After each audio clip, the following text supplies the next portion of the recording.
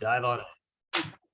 So the digestive system. So today we're going to talk mostly about just the general organization and physiology of our digestive system.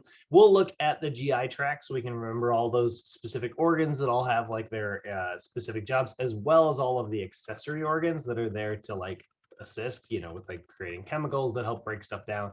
Talk a little bit about digestion, talk a little bit about absorption.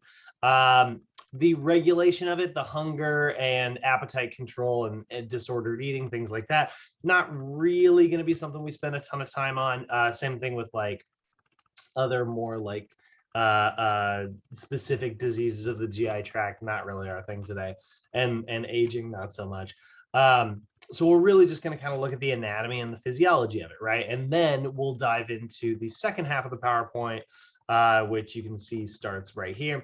That's where we'll get into actual nutrition. So we'll talk about what a calorie is. We'll talk about proteins, fats, and carbs, and sort of how to figure those things out. If anybody, you know, if you guys want that review on how to do your macros, you guys know that I'm always willing or always happy to kind of take a look at that, so we can look at that again today as well. But for now, let's talk about the digestive system, because this is, you know, we're starting to move into metabolism, right? As we're working our way through kind of all of the anatomy and physiology that we need to know as trainers, right? We need to know a little bit about like, you know, the body structures. We know a lot about how it functions. And then like that has to do with like the skeletal system, the muscular system, the nervous system. We've knocked that out, right? We started to get into the respiratory and cardiovascular systems, which are energy supply and energy like pumping, right? But now we are getting the like energy extraction from food with the digestive tract. And then we're going to get into metabolism starting tomorrow. So yeah, so we are kind of putting a lot of like bits and pieces together, sort of working through basically all of the science you're going to need. And then we'll be getting into later this week, actually, once this class is wrapped up, we'll be diving on into my brain's not working, exercise psychology. So that'll be a really fun class where we're looking at a lot of fun sort of moving parts there. So the digestive tract is responsible, or sometimes called your GI tract, your gastrointestinal tract, you know, is responsible for, yeah, digestion, right? But it does some other things as well. Probably one of the most important parts of that is going to be absorption. So we really want to have a pretty good understanding of how we catabolically break stuff down so that we can get it into our body and then use all of those ingredients, right? So the digestive system itself is a support system, similar to how we were saying the cardiovascular system is a support system, the respiratory system is a support system, because those things support human movement, which is really sort of at the heart of everything that we do, right? We are very complex creatures that do a lot of very complex movements. And so the digestive system is going to, yeah, it's going to digest stuff, but it also needs to be able to absorb all of the stuff that it digested and eliminate any of the waste products.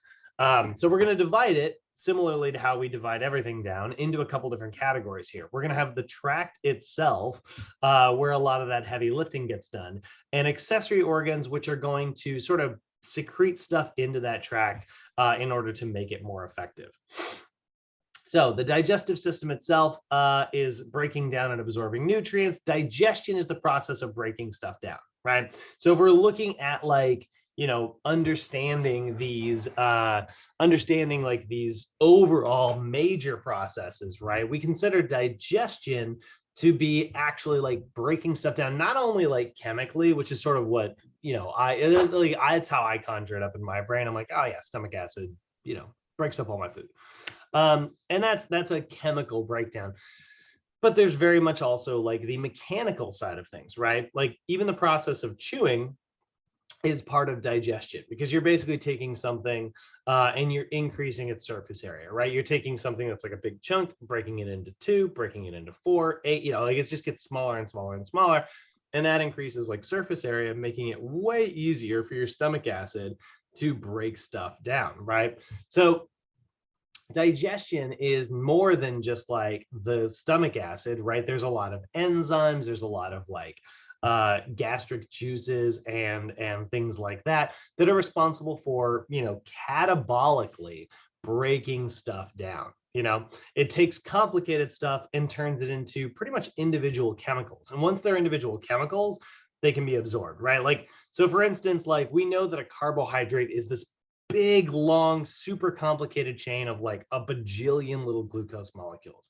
That is way too big, way too complex to be able to move into our bloodstream, right? So, but what we can do is we can use enzymes and chemicals to break that down. Now, even if it gets broken down into double sugar molecules, so like just two singular glucose molecules like attached together, even that is actually too complex to get into our bloodstream. We can't absorb it because it's way too big, way too complicated. We basically don't have the slots for it, right?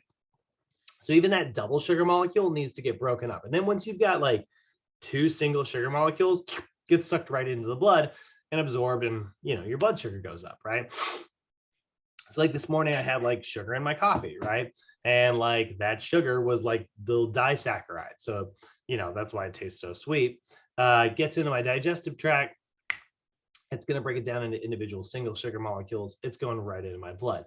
Some of the protein from the milk that I put in my coffee, right, that is going to get broken down into individual amino acids, because proteins are very complicated, right? They're these big, long, like kind of snaky chains, right? And so like we need to cleave off every individual amino acid there. And once I've got nothing but like singular amino acids, they can get sucked right into the body, right? And then fats are actually pretty easy. Fats are basically just have like a backbone, and your body just goes and just breaks that backbone. And then you've got individual fatty acids, and they get sucked right in. Fats are simple. Those don't take any effort really to break down. But that's all digestion, right? Really complicated stuff there. But I keep talking about it getting sucked into my bloodstream, which is the other major portion of like what my GI tract is responsible for. When we say the digestive system, we are, digesting stuff, but more importantly, we are absorbing stuff, right? And so that's where the absorption phase comes in, right? Where we are allowing nutrients to pass from the digestive tract outside of the bloodstream into the digestive tract, which is obviously inside the bloodstream, right? So, this is a very similar process to our respiratory system, right? Which makes sense considering that both of these systems are responsible for getting the ingredients necessary for me to produce energy, right? Like this is how we are getting oxygen to produce energy. This is how we are getting, glucose and other nutrients to produce energy. But I need to get them small enough that they can literally pass into my bloodstream, right? So we had to get like individual oxygen molecules to pass through the walls of the alveoli into the capillaries in order to get absorbed by our blood.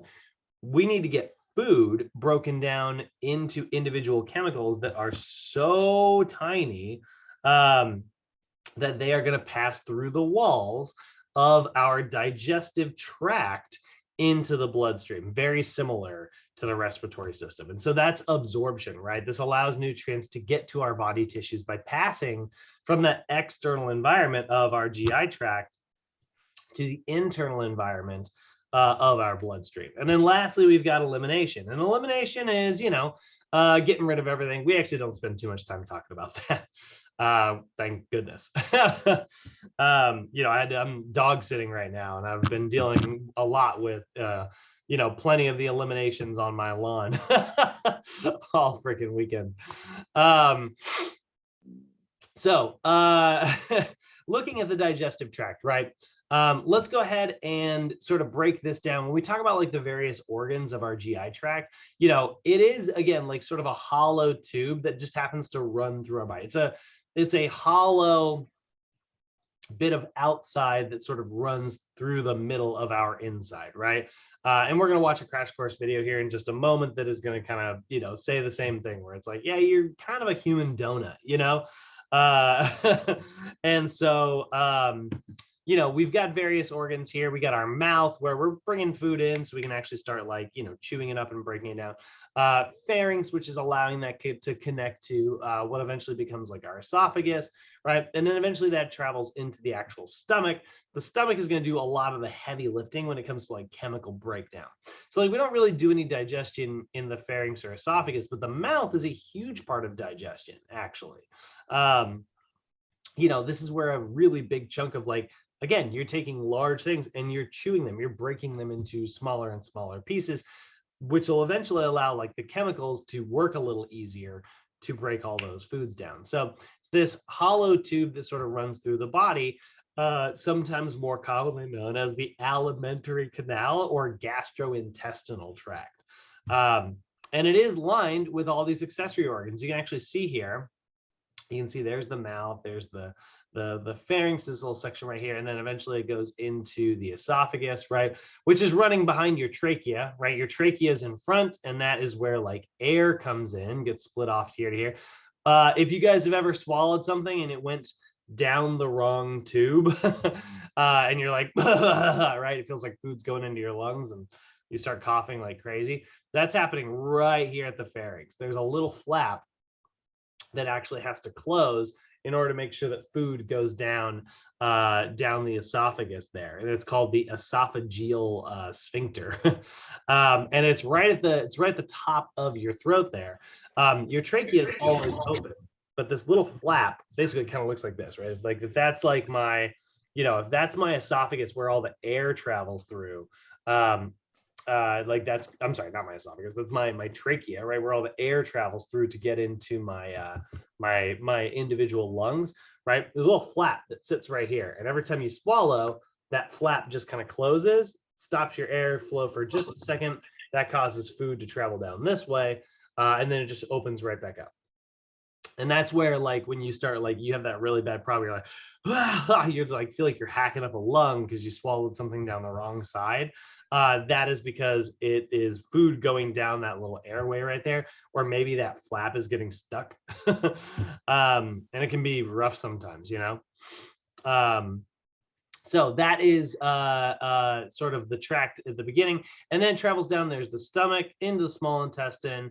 Eventually, it works its way to large intestine and out the body there. But you'll see it's attached to, right? We got our pancreas back here, kind of hanging out behind. We got our liver over here. We got our gallbladder. So those are accessory organs, and accessory organs are organs that are actually attached to your digestive tract that are secreting different materials into the GI tract to help with digestion. So your stomach's able to do that by itself. Your stomach has all these sort of individual layers where it can just sort of release stomach acid and other chemicals like pepsin and digestion and digestin and things like that into the actual stomach.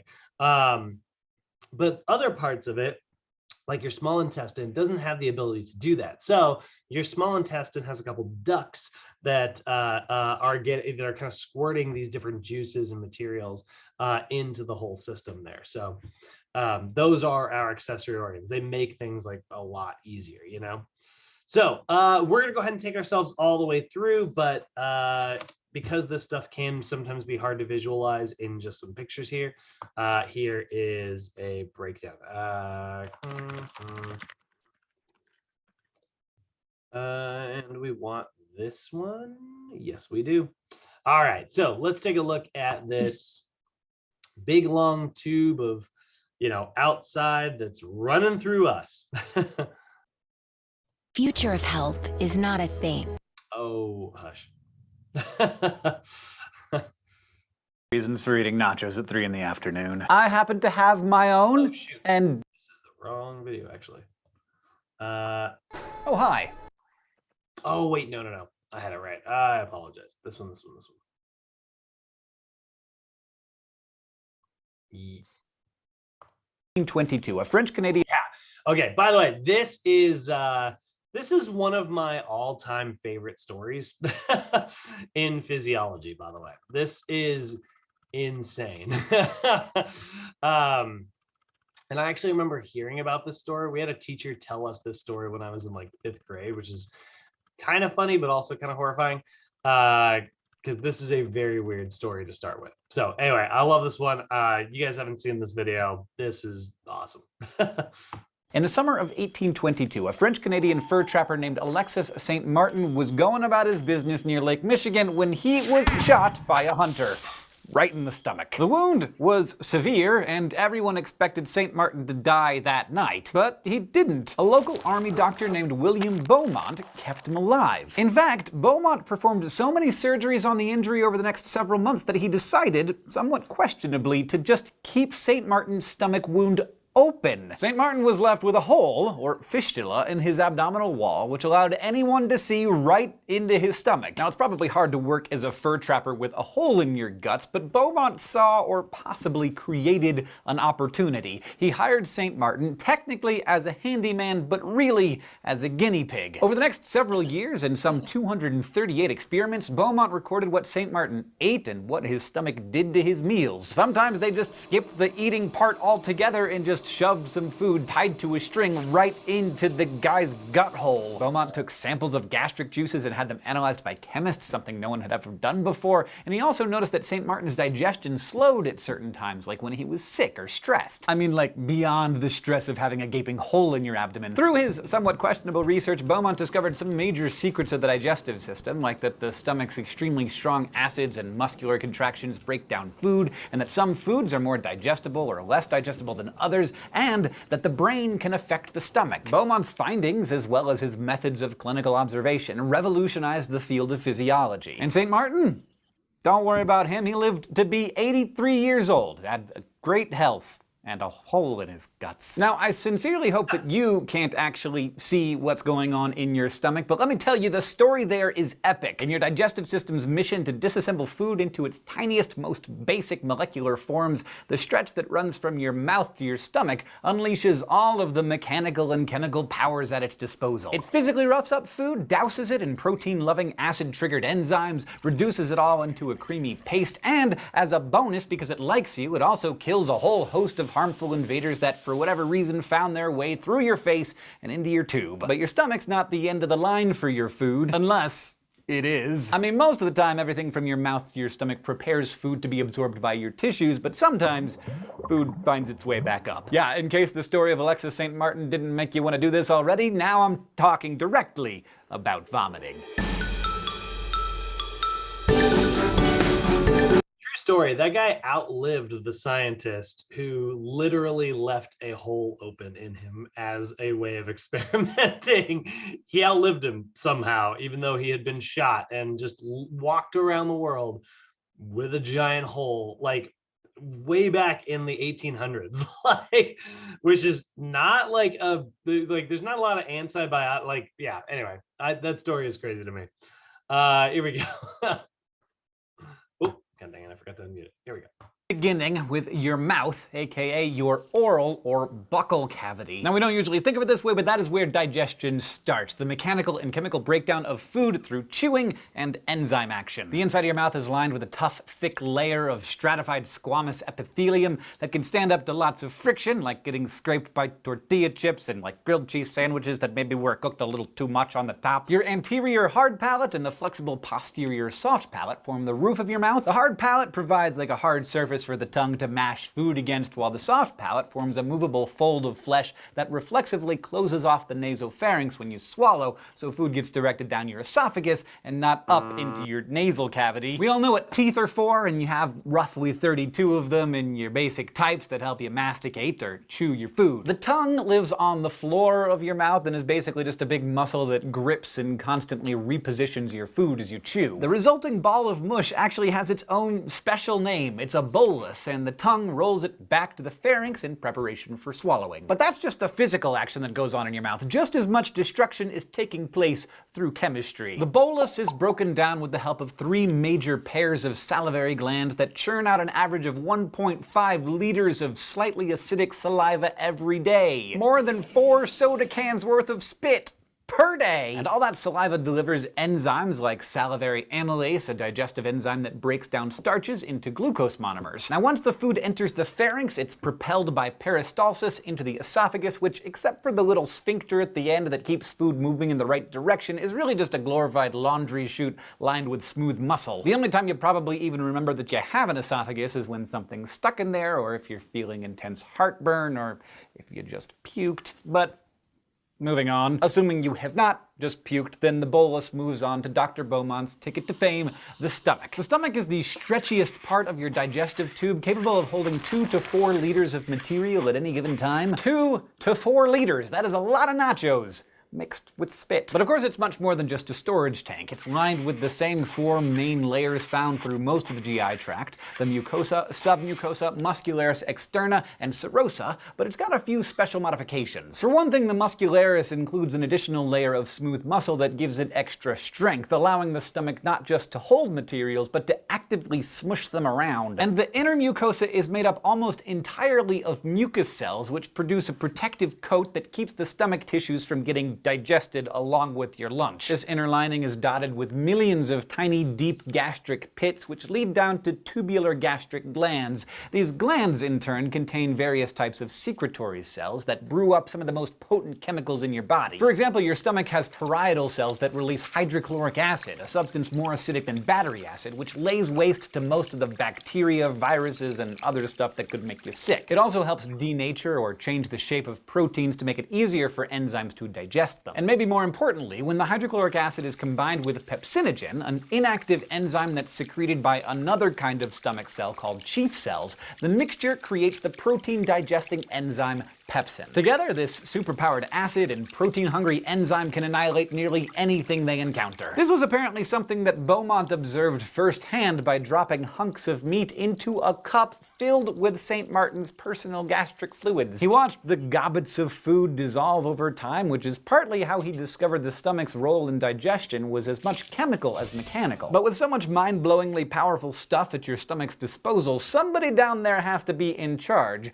So your gastric glands also contain enteroendocrine cells. These cells release regulatory hormones like serotonin and histamine, which act locally to trigger other cells to, say, release more acid or contract muscle tissue. And when the time comes to tamp the action down, they secrete other hormones like somatostatin to inhibit secretions. And then there are G cells, which produce the most important hormone for stimulating gastric activity, gastrin. Most signals that increase stomach activity get the job done by increasing the secretion of gastrin, which then stimulates the release of other gastric fluids as well as stomach muscle activity. Now, if the smell of baking cookies has ever made your mouth water and your belly grumble, then it might not surprise you to learn that these stomach secretions are ruled by neural mechanisms as well as hormonal ones. In fact, stomach secretion occurs in 3 phases based on where the food is sensed: the brain, the stomach, and the small intestine. The cephalic phase is the one ruled by your brain, and it kicks in when you first see, smell, taste, or even think about food. That sensory input gets relayed to the hypothalamus, which stimulates the medulla oblongata, which then taps the parasympathetic fibers in the vagus nerve. From there, the signals are sent to the stomach with the word that, hey, we think that maybe cookies are on the way, so you might want to prepare yourself. Now, this is a conditioned reflex, so it only works if you want to eat the food in question. If I happen to be super full or not feeling well, or somebody puts a pile of squid eyeballs in front of me, the cephalic phase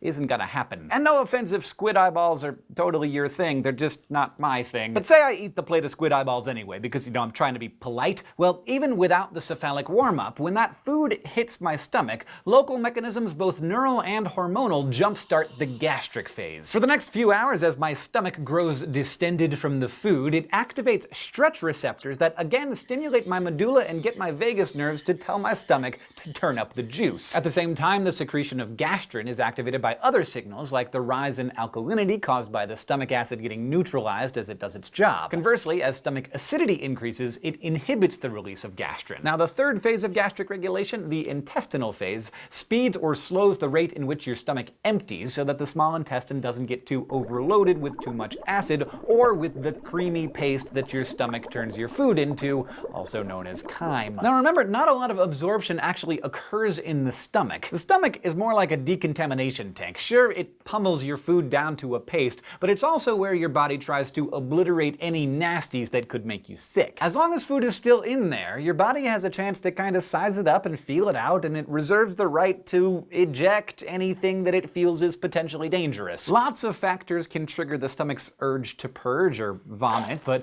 the most common are simply ingesting too much food or eating some kind of irritant or toxin, like those produced by bad bacteria, too much alcohol, certain drugs, or unappealing foods. Of course, if you've ever puked in a moment of trauma or stress, you know how emotions and anxiety can also trigger your stomach to launch its lunch. That's the brain influencing the cephalic phase of gastric regulation again by sending extra fight-or-flight signals to the stomach. Beaumont noticed this mind-stomach connection whenever St. Martin's digestion was affected by illness or stress. Something you'd think he'd have felt every time that doctor came at him with some meat on a string. If you were able to keep down your lunch today, you learned how mechanical and chemical digestion start in the mouth and continue in the stomach, where food is pummeled by acids and enzymes and turned into chyme. We also looked at the stomach's cephalic, gastric, and intestinal phases of digestive regulation. Thank you to all of our Patreon patrons who help make Crash Course possible, not only for themselves, but for everyone through their monthly contributions. If you like Crash Course and want to help us keep making videos like this one, you can go to patreon.com/crashcourse. Also, a big thank you to Sigmund Lervogue, Alexis and Brian Carpenter, and Luke Peterson for co-sponsoring this episode of Crash Course Anatomy and Physiology. This episode was filmed in the Dr. Cheryl C. Kinney Crash Course studio. It was written by Kathleen Yale, edited by Blake DiPastino, and our consultant is Dr. Brandon Jackson. It was directed and edited by Nicole Sweeney. Our script supervisor was Valerie Barr. Michael Aranda is our sound designer, and the graphics team is Thought Cafe. Okay, so that story, by the way, about Beaumont, I learned that story in 7th grade from Mr. Berg, who was like the oldest teacher I've ever had in my life. Like at the time, like we were all like, he was like way past retirement, but he loved what he did, and he would tell a lot of really weird, eccentric stories. And then years later, I read it in another textbook, and I was like, man, very famous scientist, actually. So let's go ahead and work our way through and talk about some of these chemicals, right? So like we were saying in the video, you know, digestion is just as much chemical as it is mechanical. Yes, chewing is very much helping break things down, but honestly, there's so much chemical breakdown of food that it is, you know, a big part of understanding like why certain foods are considered like better for us than others. You know, like one of the reasons, you know, you hear people say that carbs are bad for you, right? Like carbs have become public enemy number one in recent years when it comes to like diets and stuff. And I get it. I get like where that sort of instinct comes from. You know, when you release like way too much sugar into your bloodstream, it has some pretty negative effects. You know, like it, you know, drives up your insulin, which then pulls it all out. That can convert it into fat. If your blood sugar drops too low in response, then you get these like hunger cravings. You have a really hard time like managing your hunger, and so you end up like overeating more often. And yeah, like that's not gonna lead to you feeling great. Also, like a lot of those really high sugar foods don't have very many nutrients in them. You know, they taste great and are like addicting. You know, like I got nothing against Oreos, you know, but they're not exactly like healthy for us, right? And so, but that is a very simplistic look at like nutrition. What we actually know is that carbohydrates are very good for us. In fact, they're our body's preferred source of energy. However, yeah, sugar is pretty much irredeemable, right? And because like sugar is a carbohydrate, there's like this weird sort of connection there. That is where we've sort of oversimplified the information, kind of like we, you know, do in most physiology and stuff. You know, like it's a pretty common thing, right? We take something that's very some complicated topic and we break it down into one sentence, and you know, we move on with our lives, and misinformation kind of gets spread. But like that's sort of what we're seeing, right? Where, you know, carbohydrates aren't necessarily bad for us. It's just that high sugar foods do have some pretty detrimental effects here. So why? Well, a lot of that has to do with digestion. Why is sugar so much worse? I mean, like if carbohydrates are nothing more than complex chains of sugar, shouldn't they both be bad? And it's like, well, the difference is like a sugar is already broken down. So it just passes directly into your bloodstream, right?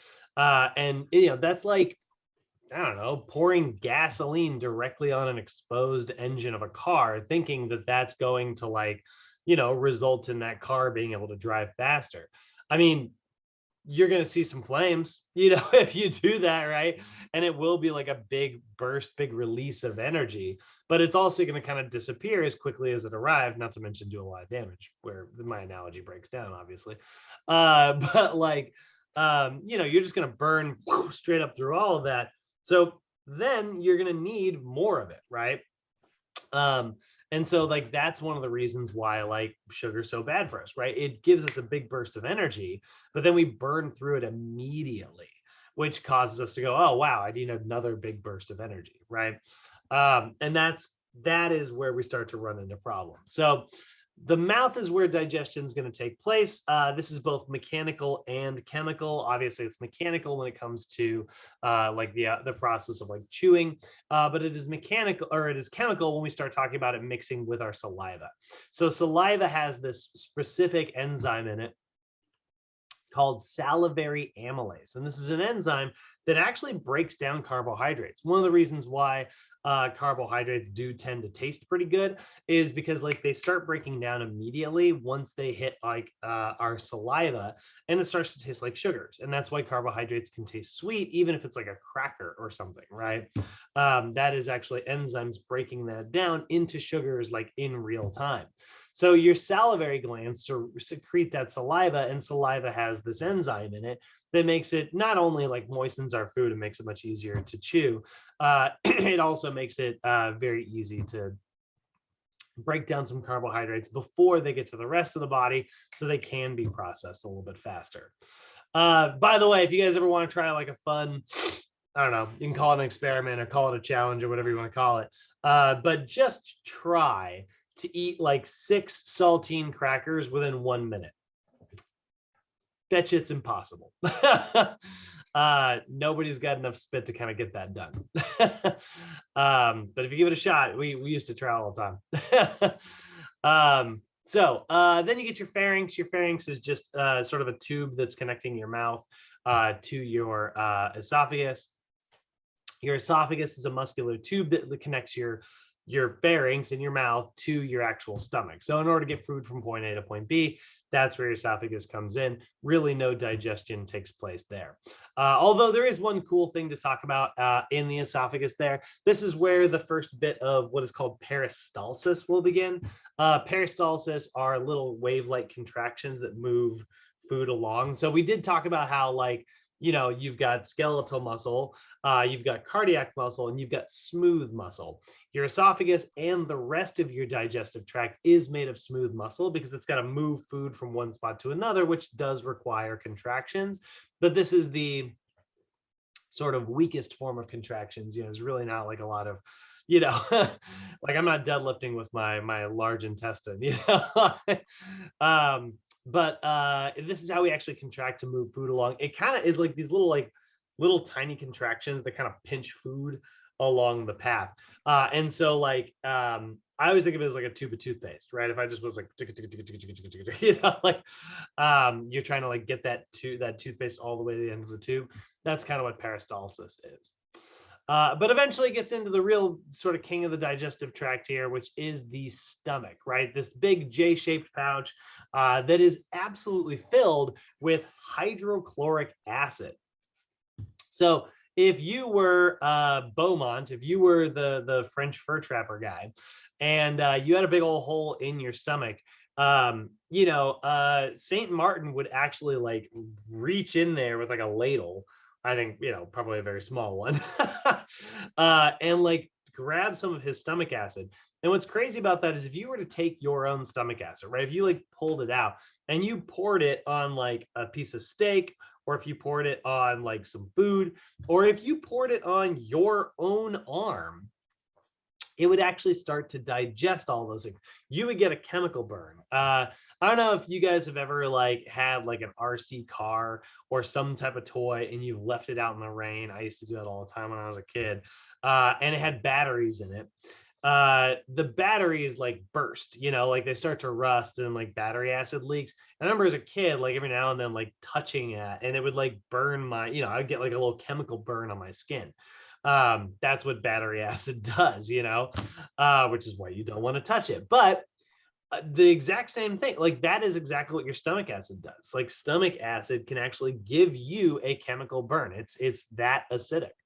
And so your stomach acid is there to help digest proteins, right? And so it is there to kind of create that hydrochloric acid. By the way, hydrochloric acid is made of exactly what it sounds like. It's hydrogen and chlorine. Yeah, the same stuff it's in pools. And that's why chlorine is one of our essential minerals that has to be part of our diet. That is not me telling you to go drink bleach, by the way, like some people have said in the past. That is just me saying, you know, make sure that chlorine is part of, which by the way happens naturally from like salt intake, because salt and chlorine are super attracted to one another, and also like there's trace amounts of it in just our water and stuff, so you don't actually have to worry about your chlorine intake, luckily. But it is a vital, very important nutrient that is part of our digestive system. Now your stomach is made up of all these like muscular walls and folds. You can kind of see a picture of that here. These are called your rugae, which is the coolest, like, you know, it's kind of like algae, the way it's spelled. Why can't I maximize this? Look at this. My maximize button is straight up not working. Oh, and luckily neither is my close button because I accidentally just hit that. But, oh man, PowerPoint is, okay, my computer's acting weird. So your rugae are these little muscular walls here. You can see they're like these little folds. And that's where like your body can kind of sense when there's like a little bit too much of like a big chunk of food. So your stomach is filled with stretch receptors. Those are the same type of receptors that work in your like muscles and stuff to make sure that you don't overstretch things. But these stretch receptors are actually responsible for telling your stomach when to create like stomach acid and when to like fold things around and move things around a little bit. So what'll happen is if you have you know, too much like too heavy of like a chunk of food, your stomach will actually contract a little bit, and you'll hear that, you know, like, and what that is, that's this little contraction. It's actually like flipping your food around to get it exposed to like another side of like your own stomach acid. So your rugae are pretty cool. They're little muscular contractors within your stomach. But eventually food makes its way into your small intestine. Now your small intestine is going to store food for pretty long bits of time, because it is like a very long tube that kind of snakes back and forth and folds around and stuff. But really what the small intestine is kind of famous for is the absorption of nutrients, right? So now we're starting to pass from like strictly talking about digestion into talking about like absorption. And digestion, like I said, it's all about taking something really big and breaking it down into individual little pieces. Absorption is about getting those little pieces into our bloodstream, right? So you can see that here, right? It's actually going to attach, there's our stomach. It's going to start right here, which is actually kind of in this little fold behind the large intestine here, but it works its way back, kind of folds back and forth and back and forth, and then comes exposed here, fold, fold, fold, fold, fold, long tube, right? Until eventually it comes all the way over here into, I guess it would go this way actually, over here, and then become part of our large intestine. And that's going to sort of like loop around of everything and then come on out. So your small intestine is where most of the heavy lifting of absorption takes place, but for the record, there is still a little bit of digestion that takes place at the small intestine as well. So for instance, if you look at your small intestine, you will notice that, actually, it's not in this picture. God dang it. Hold on.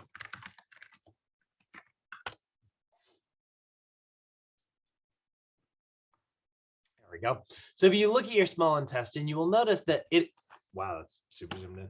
It is attached to your liver and your pancreas as well. Both of those actually have these little ducts that go into your small intestine.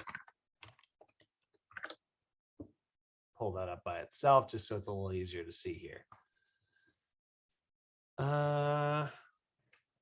looking for my connection. There we go. So here is where we've sort of removed the stomach from this picture so that you can actually see it. But there's your small intestine, and then here's this little pear-shaped organ right here. That's your gallbladder. There's your liver, and then you've got your pancreas right here, right?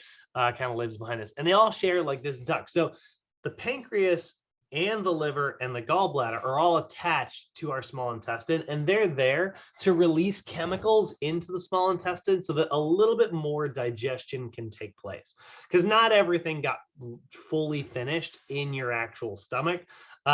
Your stomach is really good at breaking down proteins in particular, but carbohydrates, most of that got broken down in your saliva.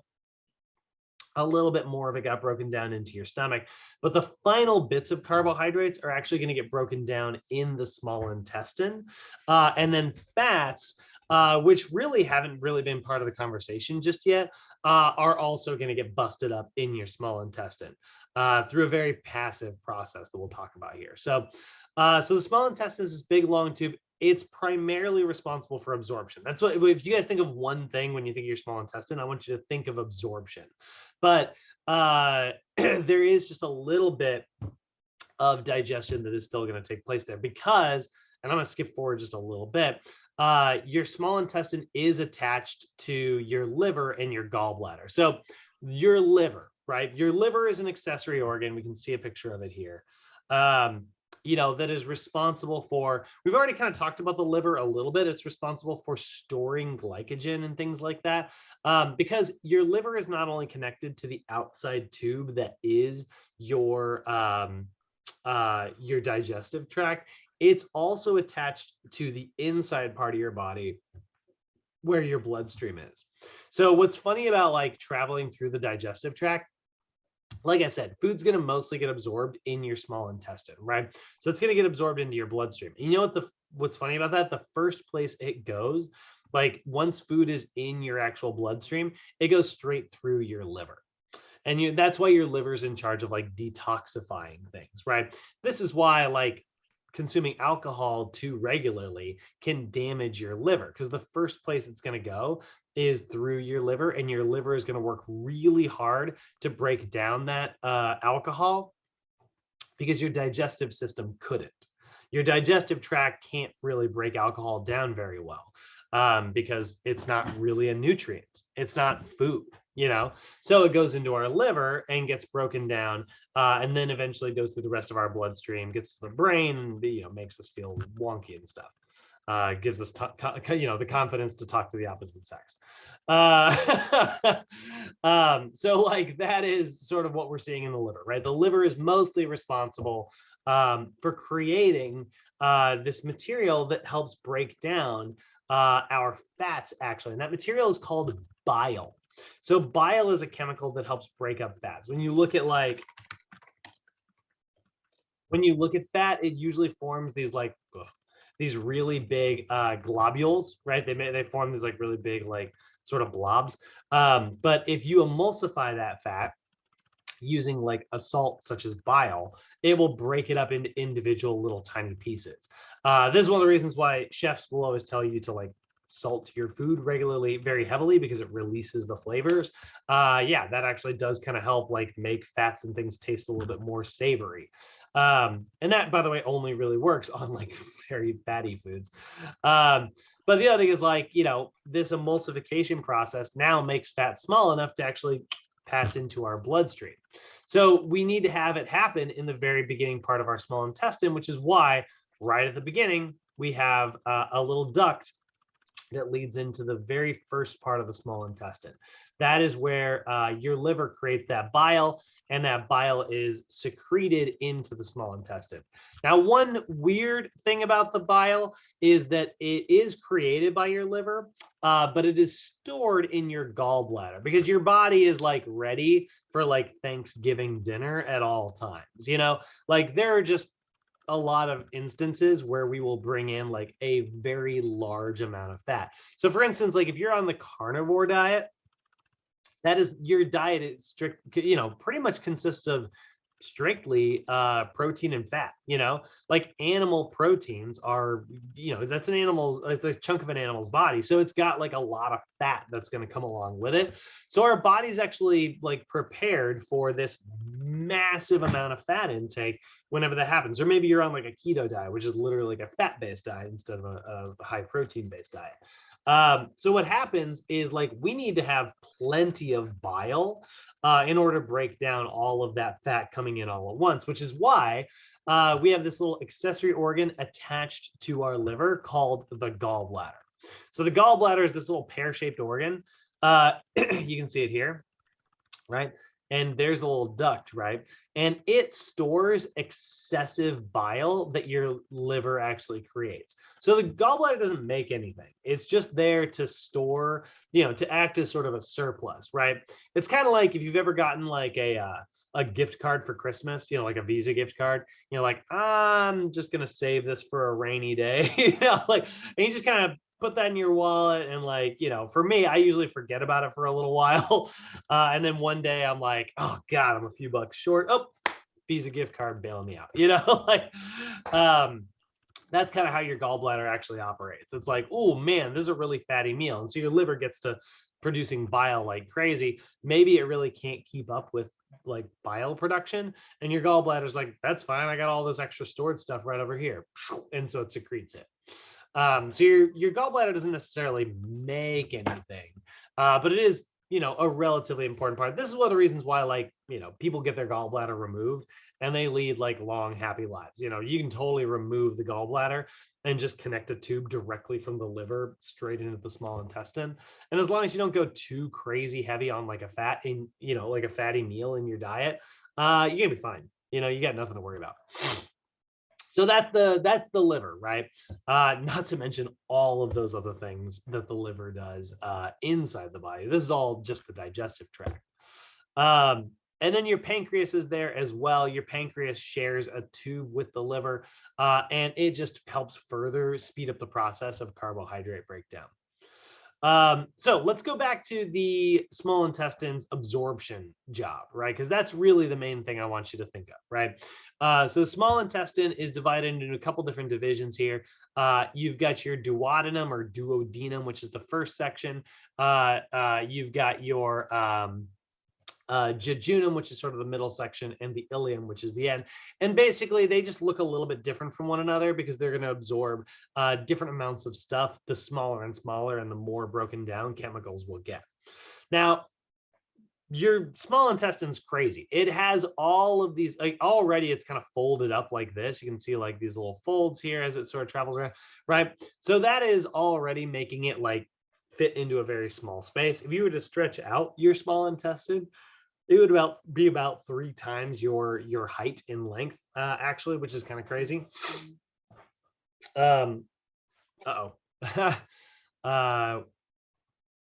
Arlene, you're still with us. We can still see you. Now, yeah. Oh. But you were gone for a bit. Oh, that's not good. Yeah. So that's the actual, these little folds here, those are called like your these little folds here. They have their own little folds on them. So if you actually look inside your small intestine, oh, that's right, I can't zoom in right now. You will see what are called your lumen. And your lumen are these really, kind of large folds within the wall of your small intestine, right? So that's what they kind of look like individually, right? There's like a big lumen there. But let's take a look at how many lumen you've got. Holy cow, there's a lot of folds inside of our small intestine, right? And now within those little lumen are housed all of these little microscopic hairs that are projecting from all of the lumen. So the fold will have all these little hair projections on. These are called your villi.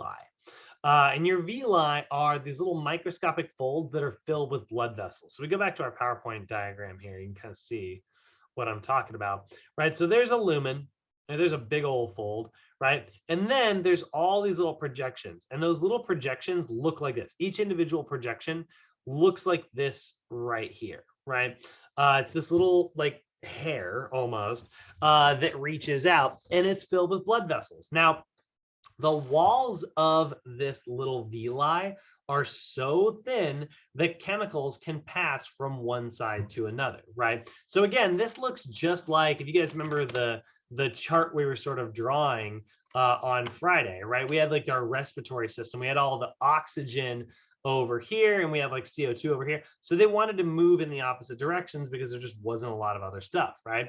Well, the same thing is true over here. We have like carbohydrates and proteins, and we had fats, right? And there's a lot of them on this side of things. They will straight up pass through the walls there into our bloodstream, right? So this is the gastrointestinal tract. Over here, that's like outside of our body technically. And over here, we have our inside environment, which is our bloodstream. And that's where all this stuff is literally just passing straight up through the walls there. Because again, this is a semi-permeable membrane. There are little holes in the walls. And so that actually allows those things to travel from one spot to the other. So they're doing that through these walls right here, right? They're passing through this wall into the bloodstream, and then it gets sucked in and, you know, travels to wherever it needs to go. So your villi are these little like blood vessel filled little folds. This is the actual site of absorption. Now there are also microvilli. If you look at all those individual folds, you'll see little microvilli. They're just there to kind of move chemicals and materials around, because you do have to kind of fit stuff through the right slots. The thing that I always imagine in my brain, and I know that it doesn't work this way, but I love to imagine it this way. You know that shape toy that kids have? You know, where they're like, they got the little box. Yeah, like these little, you always see them in doctor's offices, right? You got to get the square through the square, you got to get the circle through the circle, right? You know, like that, that sort of shape. That's kind of how your digestive tract really works. When I say you're, you know, it's semi-permeable, part of the organization of your digestive system is that it is designed to let carbohydrates in. So let's say a carbohydrate is like a square shape. Great. We got a square slot. Let's get the carbohydrate into the bloodstream, right? Let's say proteins are triangles. Great. We got a triangle shaped hole over here. Proteins get absorbed. Fats, let's say that's a, you know, a star, right? Fats get in there. You get vitamins, minerals, and water. And so that's your 6 essential nutrients: proteins, fats, carbs, vitamins, minerals, water. We got 6 slot holes that can fit stuff in. Now, that's not to say that, you know, certain things can't still get through those holes, you know, if they get small enough. Have you guys seen, there's that maddening, I think it's like a TikTok, kids shape toy, and there's this like absolutely obnoxious, yeah, here it is. Have you guys seen this? I hate this video, and it comes up on my freaking feed all the time, and it just drives me insane. Here, this is a square. Can you guess which spot that goes in? The square. That's right. It goes in the square hole. Yes. Okay. And how about this rectangle? That one Also the square. that goes in there too. Yeah. Up next, I don't know who this girl is, but the original video is this one on the right. we got this thin rectangle. The thin Can you rectangle. guess where that goes? The thin rectangle. That's right. It goes in the It's just, And up next, oh, a cylinder. The circle. I think that goes in The circle. the square hole. oh man. Now, we've also got This like pops up on my feed all the time. He's got, there's like, here's the Semicircle star, right and like here. it goes in, and he Do you every see a single slot freaking that thing. would fit The Is that- semicircle. semicircle. The semicircle. That's right. It's the Right. square hole.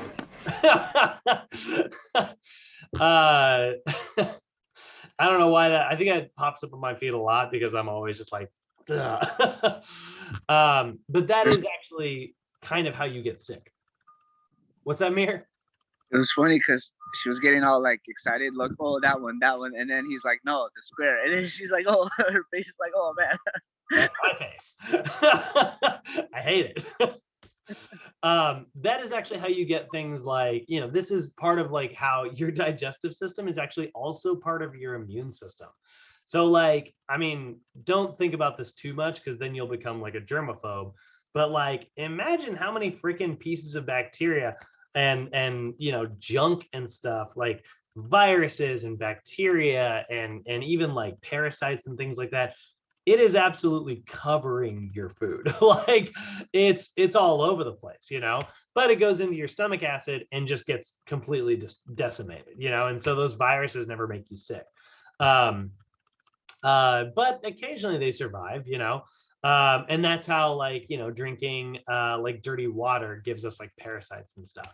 If it unfortunately just didn't get destroyed by our stomach acid, eventually, like, you know, we don't have a parasite shaped hole in our, you know, we don't have a slot for that officially, but like, you know, sometimes the wrong stuff gets in, and that's how we kind of get sick. That's why bacteria causes, like, yeah, like food poisoning sometimes, you know. That's essentially what's happening, is like, you know, unfortunately your digestive tract let something in that really wasn't supposed to get in. This is also why they say like plastics are related to different types of like cancers and things like that. They say you should never microwave your food in plastic or styrofoam. They say that you shouldn't you know, drink from not BPA, you know, BPA plastics. Basically what those plastics are they get so microscopically small that it fits, it's a moon shaped thing, which we're not supposed to be able to absorb, but unfortunately can fit through the square hole, you know. Like that's the simplest analogy that I can use to kind of break that down. But it gets absorbed, unfortunately, by our villi, because yeah, we've got all these like holes in our villi to allow food to move into our bloodstream. So that is the small intestine in a nutshell there. Any questions on that, guys? Everybody feeling good about the small intestine? Everybody get the process of like absorption so far? Nobody chiming in? Everybody's feeling good? Okay. So nextly, we'll move into the large intestine. Now, the large intestine doesn't do a ton of absorbing, at least in terms of like what it absorbs. So your large intestine is the final part that really, you know, it picks up any like maybe a carbohydrate survived the whole process and made it to the large intestine. Maybe a little bit of fat, you know, like maybe some stuff absorbed. So your large intestine's there to kind of pick up all those remaining pieces just in case.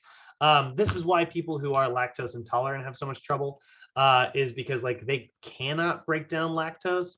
And so it does survive all the way to the large intestine, which normally your large intestine breaks stuff down, it's not a problem. But when it gets so much in the form of like lactose, where it's like, this is like a freaking buffet to your large intestine, it basically releases like a lot of gases, and that's why it kind of causes like stomach cramps and things like that. So your large intestine is the final part of your digestive tract here. And like I said, it's picking up any of the pieces that didn't get absorbed. But the other really, really big thing that it does is that it absorbs most of your water, which is the most essential nutrient that we've got, right? Like in terms of food intake, right? I would argue the most essential nutrient is oxygen, but like definitely water directly right behind that, most important thing that you need to consume on a regular basis. And so your large intestine absorbs a lot. That's also going to bring in a lot of like your electrolytes, which are swimming in water. That's like sodium and potassium, chlorine, things like that. And it's going to absorb some of your water soluble vitamins. So like your vitamin C, your entire B complex, a lot of that is going to get absorbed in the large intestine as well. So while your small intestine is mostly in charge of absorbing like calorie-based food, proteins, fats, carbs, your large intestine is getting a lot of like the water intake.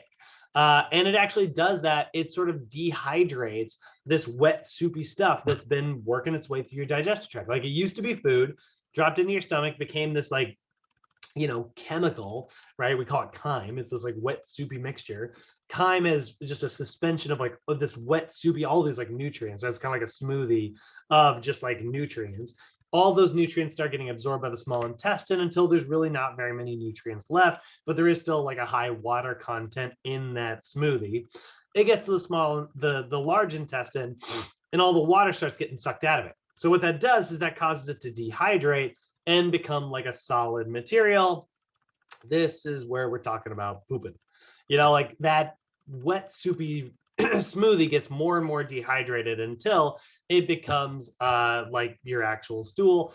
That's why your large intestine is in charge of like absorbing all the water. So yeah, it's going to pull all of that, all those final little bits out of there. And then, eventually we're going to eliminate it out of the body. So again, our accessory organs are helping with the process of digestion. The tract is allowing the sort of outside world to expose nutrients, proteins, fats, carbs, vitamins, minerals, and water to our inside environment. That's our bloodstream. So these accessory organs are kind of helping with this whole process of digestion. Your salivary glands, for instance, right? They're releasing things to help moisten food and chemically break stuff down. You can see a couple of them here. You get your liver, which is creating that bile to help break down fats. It shares a duct with your gallbladder in case you ever need like a lot of fat, break down all at once. You go get one of my favorite, very guilty pleasures here.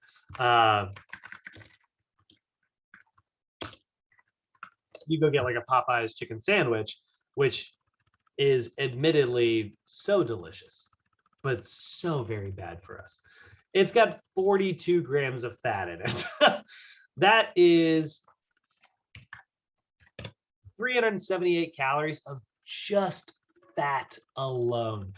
Not awesome. Not the healthiest food in the world. So if you eat something like that is just packed full of fat, your liver is going to be working pretty hard to help break that down by releasing a lot of bile. It's probably going to need to call in backup with the gallbladder. But remember, your liver is also important for like storing glycogen, because the first place all this food goes is straight through the liver again, so that it can store some glycogen in case your blood sugar levels ever drop too low. It also stores vitamins, minerals. It stores a lot of iron, and helps with like a lot of things. Also, your liver, like I've talked about this before, kills your old red blood cells. It recycles them in the coolest named thing in your body, the red blood cell graveyard. That is its scientific name, by the way. Within the liver. So the liver is like super, super important. We definitely do not want to damage our liver. And so that is another reason why, we try to avoid alcohol as often as possible. Then you can see here, this is that whole chemical process of breakdown. I'm not going to spend a ton of time on this today because we do break this down a lot better in other classes. But you can see here, this is actually how we break down those carbohydrates. That process is called hydrolysis or hydrolysis. So here's a double sugar molecule held together with a little oxygen bond. Now, water is 2 hydrogens and 1 oxygen. So if you were to take 2 of those hydrogens and place one of them on this carbohydrate and place the other one on that carbohydrate, and then that remaining oxygen molecule, and you were attach it to the one on the left over here, you can see that here, there's the H, there's the H, there's the O, H2O. It would split this molecule in half. And this is why like water helps break down things. In fact, water is known as the universal solvent. It breaks down stuff in this universe better than anything else. You may think that like stomach acid, that breaks down specifically like proteins and stuff really well. But water breaks down most stuff in this freaking universe, which is pretty cool. So if we go through that process, like start to finish, right? We're going to bring food into the mouth. We're going to chew it. That's going to break it down into smaller pieces. That food is going to mix with our saliva and break things down. It'll then pass into the stomach, where it'll further break things down until eventually you have what is called chyme, which is this sort of smoothie material that is really just like a big suspension of nutrients. That chyme is going to pass into the small intestine. There are a few things that need to be broken down still, like your fat, for instance. So it's going to mix with like bile. And now finally, proteins have been broken down in our stomach acid. Carbohydrates have been broken down in the chyme in the small intestine, as well as in our saliva, and fats are getting broken down in the bile. So now we've broken everything down and it's ready for absorption. So the villi are going to absorb all of those nutrients into our bloodstream, and they're going to get detoxified by the liver as they sort of travel through all of that. And then eventually all of that is going to pass into our large intestine, where a couple of them are going to be absorbed, like water-soluble vitamins, for instance, are going to get absorbed in the large intestine. A few minerals like electrolytes are going to be absorbed in the large intestine. But now it is official that all of these nutrients are actually in our body. Now, all we have to do is use them. And that is what the process of actually talking about nutrition is, right? Like using these nutrients, that's the science of nutrition. So we've talked about digestion, but now we're going to pivot into some NASM slides here and look at actually nutrition here and metabolizing things. But before we do, any questions, guys? How's everybody feeling? How's the whole digestive stuff? I know a lot of you guys have seen this recently, so this should sound pretty familiar, but yeah, got a couple thumbs up. Everybody feeling good? Cyrus, Yeah. Yeah. Love it. So weird that we're speaking about this. I literally just got the stomach virus this weekend. I thought it was food poisoning. It probably, that's the thing, right? Like it was probably just unfortunately, you know, and here's the thing, like, did anybody else you were eating with also get food poisoning? No, because it was just my daughter and I was the only one. I ate Wingstop, so I thought it was like undercooked chicken because I had seen somebody else that they got it from there on like their reviews. But then my mom just woke up this morning and she also has the symptoms that I had. So now we're like coming down to it was probably just the stomach virus. Oh, that sucks. I love Yeah. it. It was crucial. I went to the hospital. Yeah, it can be bad feeling, you know. What that probably was is just some type of bacteria. Normally your stomach acid would have taken care of that, you know. But if it just happened to survive, you know, what's going to happen is a lot of times, like, you also have like receptors in there that are designed to know like when the job failed, you know, where it's like, oh no, we let somebody in here that we weren't supposed to let in here. So then basically your entire digestive system goes, everybody out. It doesn't take time to worry about like what good stuff you should keep around. It literally just makes it all, you know, get purged from the body. And that's why you feel so junky, is because, you know, you're losing all that food. It's a very bad feeling, you know. A lot of like, you know, a lot of it, man, throwing up is the worst.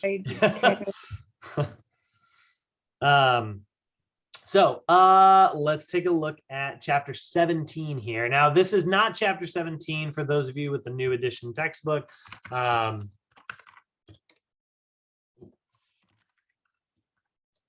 Really quickly, I believe this is chapter 5. This is where they put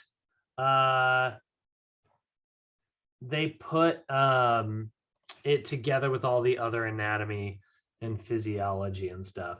I just need my chapter list.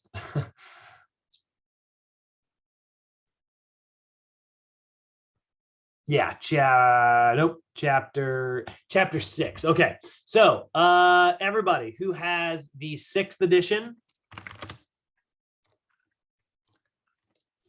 if you got the girl doing the push-up as your main NASM textbook, this is going to be chapter 17 of this one. And those of you who have the gal doing the chest press, this one right here, that is going to be chapter 6. So there is a difference there between where it's at. It's the end of chapter 6. They put all the kind of science stuff together in this book rather than doing like nutrition at the end. There is also a little bit of actual like nutrition stuff in chapter 9 and 10 as well in that book. But this is primarily, you know, going to kind of split things up. Don't worry about the supplementation chapter. So for those of you who have the 7th edition, the chest press one, do not worry about supplementation. We will come to that in later classes. Supplementation is its own separate chapter. In a weird way, has very little to do with nutrition. So you actually don't have to worry about that. All right, so purpose of today's lesson, we want to give you guys a pretty good understanding of nutrition in general. This is basically how we use food in order to not only influence like body composition, but also enhance performance and, you know, just maintain our health. So we are going to talk about the various macronutrients and how they work. We'll talk about their composition and what their intake should be around. Basic nutrition recommendations, and then the very end of the PowerPoint, They do the same thing every time. We're going to kill some myths. We're going to take some myths and just kind of be like, is this how this works? No, it isn't. Moving on. What about this one? Nope. No. So that's always kind of a fun part to me.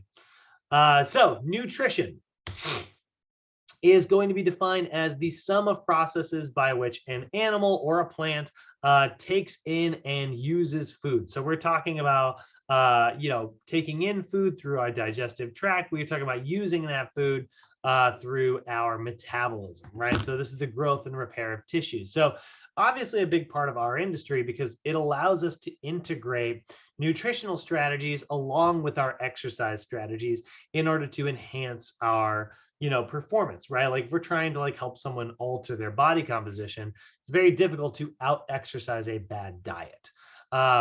So we got to kind of put those things together. Now, it should be noted, and I know I always harp on this, but it should be noted that as personal trainers, we are not necessarily medically trained nutrition practitioners. That's not our job, right? We are absolutely experts in the field of nutrition, but we are not trained in such a way to actually prescribe food to anyone. It's not from a medical standpoint that we study nutrition. The only people who study nutrition from a medical standpoint are registered dietitians and doctors. So this is a weird way to phrase this, but in the eyes of the government, there is basically no such thing as a nutrition coach. There is no such thing as a nutritionist. Okay. If you hire someone called a nutritionist, really anybody can technically call themselves that and be just as qualified as any other nutritionist, which is a weird thing to say. Whereas a registered, like a dietitian, is medically trained. They have to do a residency. They have to practice from a medical standpoint, just like a doctor does. So registered dietitians are allowed to prescribe specific foods and dietary action plans to their clients. Nutritionists are not allowed to do that. We are allowed to educate people on nutrition. We can talk about it all day, and we can even help our clients develop their own nutritional plans. But what we cannot do is say, here's a diet that I made for you. I want you to eat this every day. That is a medical approach to nutrition. What we are allowed to do is I can sit down with Chris and be like, all right, let's come up with a list of your favorite foods. Let's talk about what your goals are and see which foods are going to match up best with those goals. And you and I can scratch out a plan for what is good to eat, right? That is working with him. And I am there as the expert sort of guiding his hand. That is not me prescribing anything to him. And that line is a little weird when you first hear it, but it should be getting, it should get more clear. To flip this around as an analogy, or to look at something that's very analogous to what we're talking about here, registered dietitians who are absolutely experts on food obviously have to learn about the benefits of exercise. And so a lot of registered dietitians will encourage their patients, their clients, to also engage in regular exercise.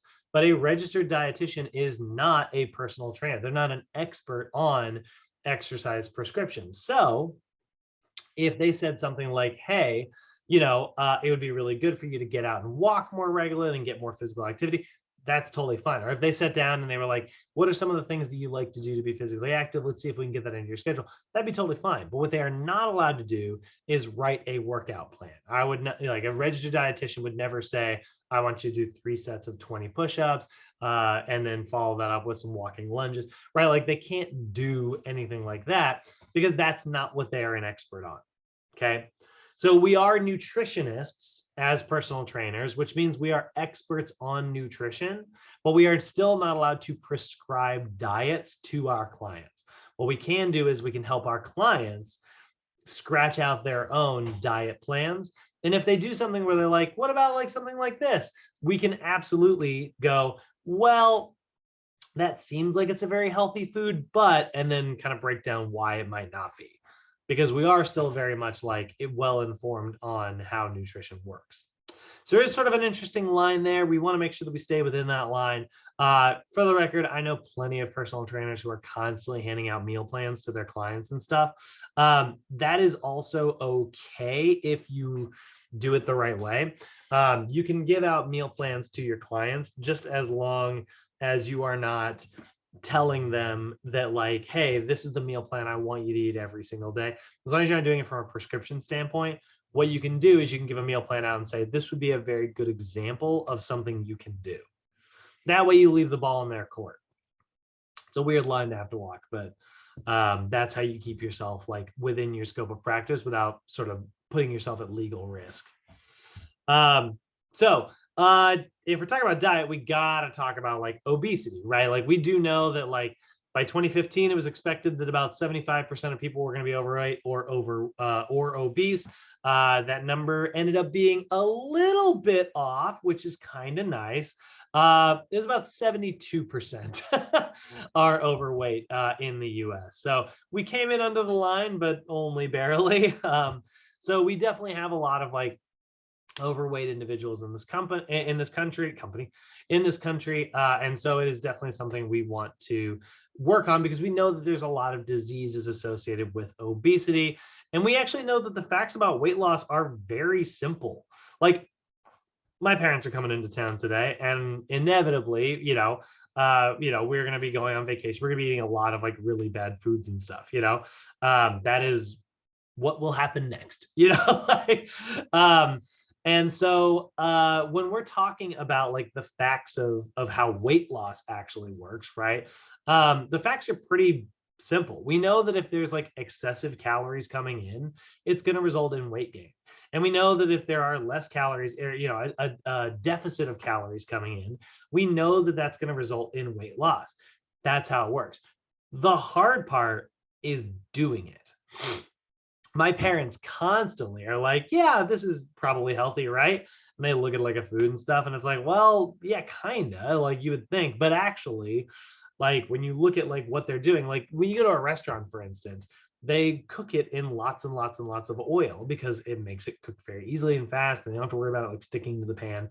So there's often a lot more oil coming into your food. You have a lot higher fat intake than you would sort of assume when you're eating. And so like it causes like a lot of problems for people who are trying to lose weight because they're like, oh, this says that it's 500 calories on their menu and they account for that. And it's like, yeah, probably. But maybe Jerry in the back is just putting way too much oil in there, And so now suddenly that 500 calorie meal is actually 600 calories. Doesn't sound like that big a deal, but if you do that, let's say 7 days a week, it's only 100 calories a day. Well, that's 700 calories over the course of that week, which in, about 5 weeks, that's going to be about a pound of weight gain.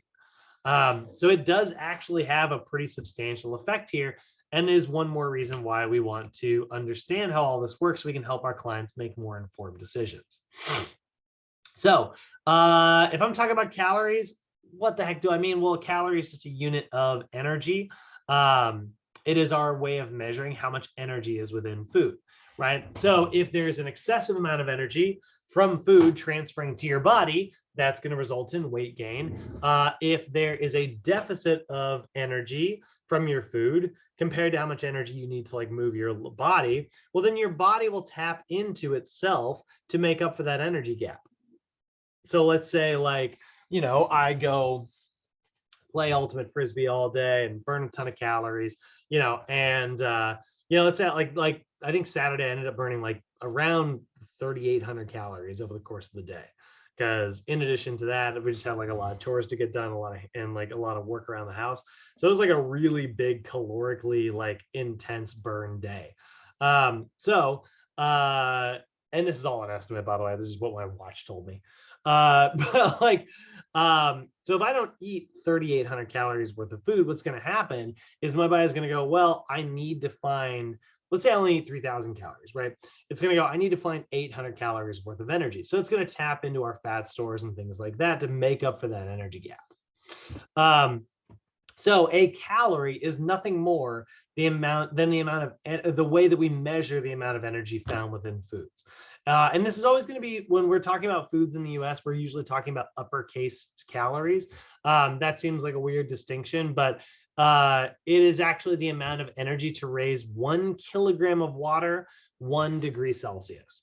So basically the way that they measure the amount of calories in food, that's not how you spell that. There we go. I want like a simplified version of this. Yeah, there we go. So basically the way that they measure like food and stuff, the amount of energy found within it is they have like a little bit of water, right, in a very well-controlled area. And then they will put the food and they will burn that up. In this case, it's like they're using like a beaker here, but like you would basically like take a hamburger, right, and light that hamburger on fire, and it would burn up and it would raise the temperature of this water.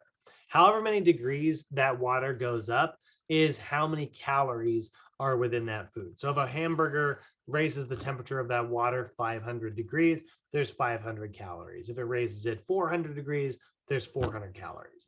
So it's just a very simple way of measuring how much energy is in food, right? That's what a calorie actually is.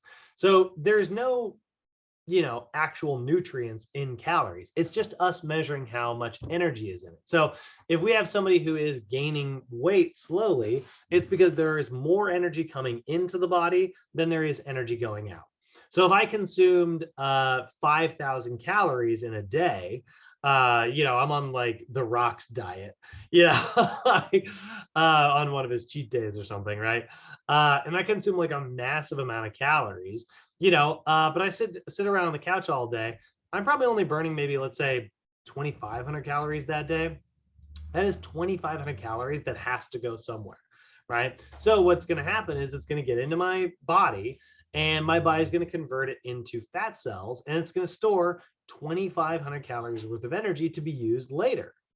And that's fine. That's exactly what we want to have happen until we have so much storage coming in that we have this massive surplus. We've got like a freaking Scrooge McDuck gold chamber full of like calories that we can tap into, like he's not using all that, just sit there all day. Those are our fat cells, like all this like calories worth of energy that are just sitting in there that we can't really ever, that we're probably never really ever going to go through unless we start spending more energy than we're bringing in. And that is how we actually can effectively lose weight. So we can limit our calorie intake, but also moving around is going to be a good way to shift that deficit even more and get our body to go, well, I don't have enough energy to pay for this. I'm going to get it from the fat cells, right?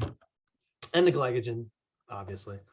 So we're going to measure all of that energy output as what is called our TDEE, or total daily energy expenditure. This is an estimation of how many calories you are burning over the course of 24 hours, right? So again, if there's more energy going out than there is energy coming in, oh, wait, I said it backwards.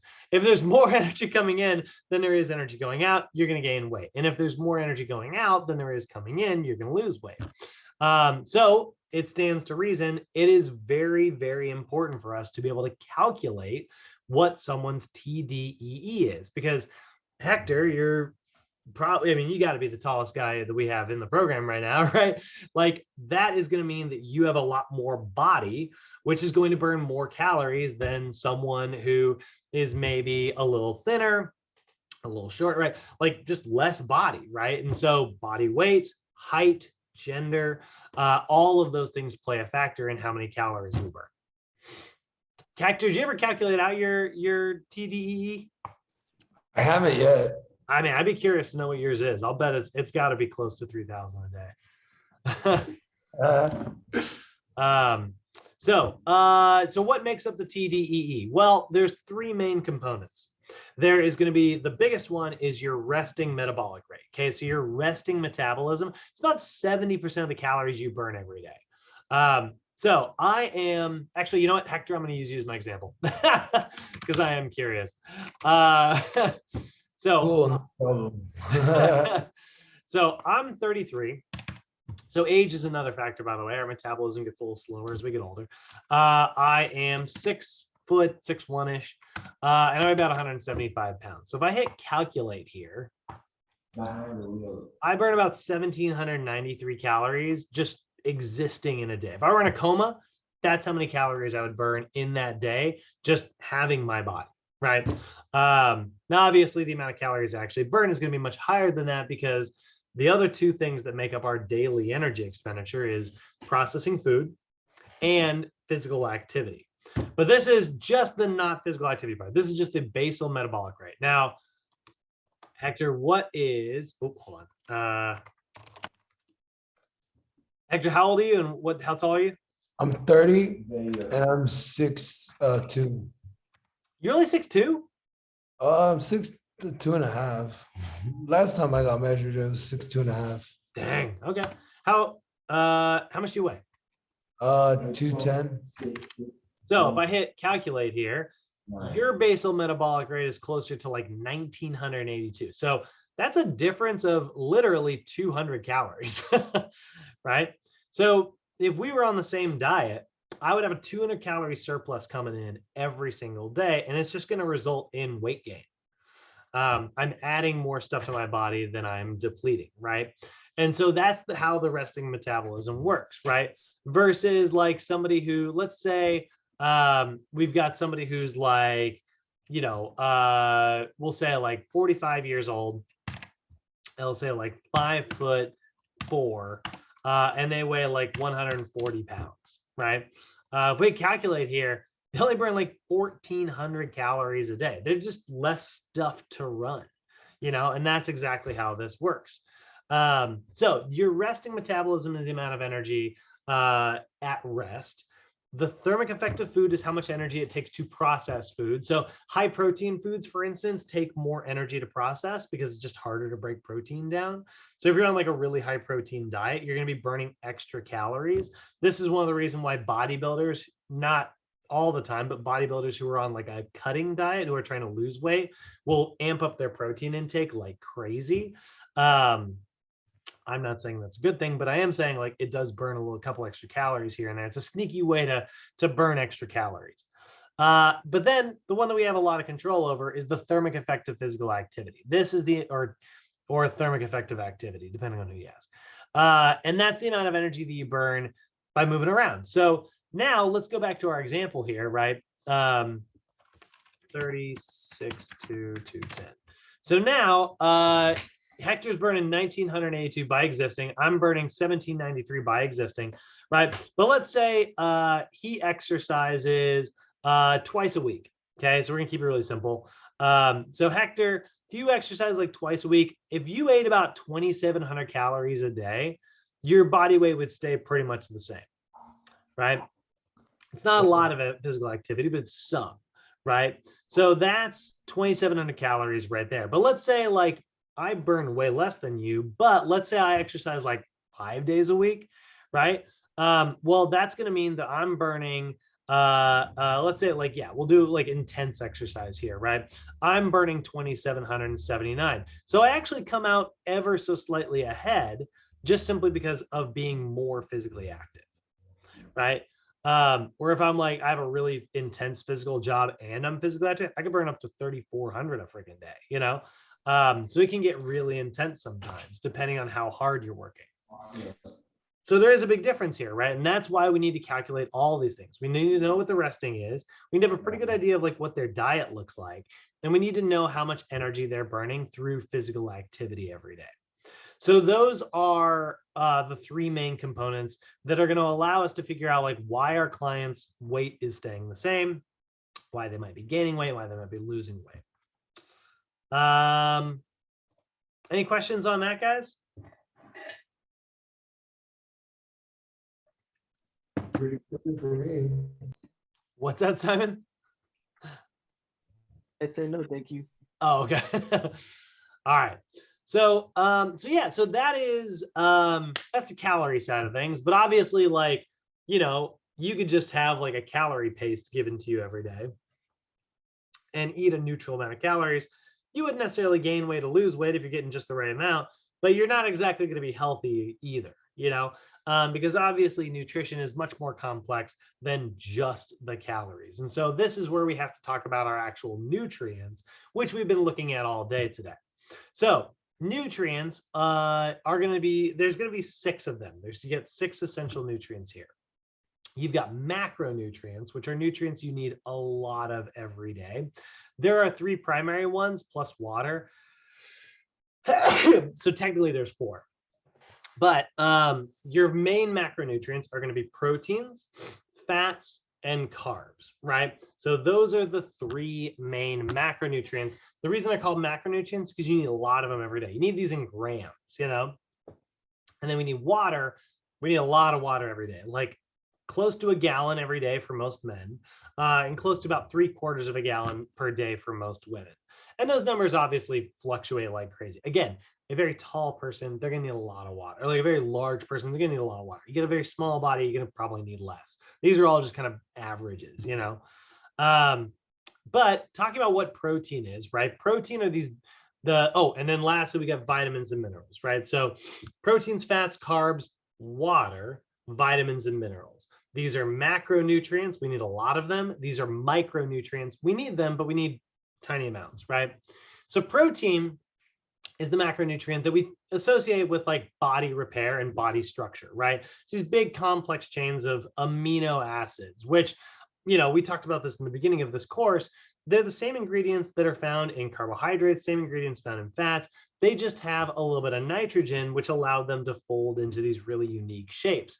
That's what makes up proteins. That's why there's so many different types of proteins. You get your hair, your nails, your skin, your muscle, your enzymes, your DNA, everything. All those are all different types of proteins, right?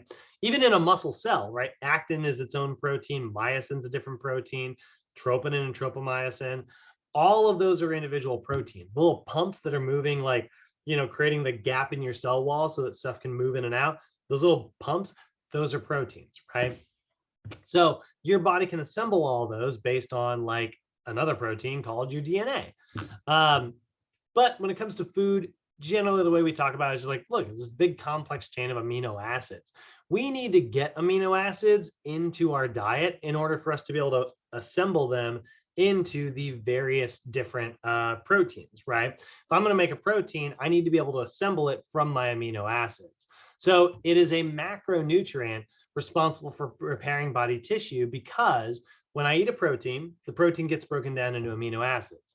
The amino acids go into the amino acid slots in my digestive system. They get into my bloodstream, and then my bloodstream gets them to the various tissues of the body. And then my body assembles them into a new protein to repair any of the damage I made, right? So if I did a bunch of push-ups, damage my chest, I eat a chicken breast, it gets broken down into amino acids. Those amino acids go to my chest muscles, and my body puts them in the order necessary to repair any of the damage. So there's about 20 amino acids. You've got 2 major categories here. You get your essential amino acids. Those are ones you have to eat, otherwise you're never going to get them. And you get non-essential amino acids, which your body can actually manufacture those itself. If you have enough essential amino acids, your body can just take the essential ones, break them down, and make the ones that it's missing. But either way, every protein you've got is made of all 20 amino acids every single time. If you are missing an amino acid, you cannot make a protein. You need all 20 ingredients, which is why we have to make sure that we're getting good sources of protein so that we are getting enough of those essential amino acids, right? And that's why we classify proteins into 2 major categories. We're going to have complete proteins, which are the ones that have all the amino acids, and incomplete proteins, which are missing 1 or 2. Now, that may sound like, well, I just won't eat any incomplete proteins. It's like, well, that's all fine until you consider that vegetables, fruits, grains, beans, all of those things are incomplete proteins and very healthy foods, right? So all you have to do to make sure that you're getting a complete protein is pair 2 different types of incomplete proteins together, right? Rice is an incomplete protein. Beans is an incomplete protein. That's a grain and that's a legume. And if I eat them at the same time, here's the thing, they fill in each other's gaps. What this one's missing, this one's got. what this one's missing, this one's got. So when I eat them at the same time, like beans and rice, I've got a complete protein, and that is a super, super healthy combination. So how do we tell our clients how to do it? Well, your protein intake is going to be recommended by considering a lot of different factors, right? Now, some people just get really simple about it. They're like, well, it should be about 10 to 35% of your diet, right? So we go back to like our example here, you know, let's say Hector's actually exercising like 4 to 5 times per week. It's eating 2,900 calories a day, right?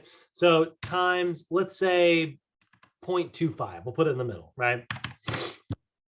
He needs about 725 calories from protein divided by 4. He needs about 180 grams a day. If he gets that, he's going to be in a good spot. He's getting enough protein. That's a very simple approach that takes into account your calorie intake and just makes it a simple percentage. This is called the AMDR. That's the acceptable macronutrient distribution range. And it's recommended that your diet is about 10 to 35%. But for my taste, it's not quite as specific enough. Instead, I like to base my protein intake on a couple different things. It should be based on your calorie intake. It should be based on your physical activity. And it should be based on how much your body weighs. How much body do you have? You know, that's going to tell us how much protein there is. And how physically active are you? If you're not very physically active, you're not damaging your proteins very much. You probably don't need that much protein in your diet.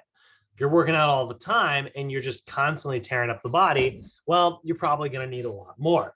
So our recommendations are going to be these here per either kilogram or pound of body weight. And then over here, you can see the activity level. So a sedentary version of Hector, right? Let's say, you know, he's only burning 2,300 calories a day, right? That's little to no exercise.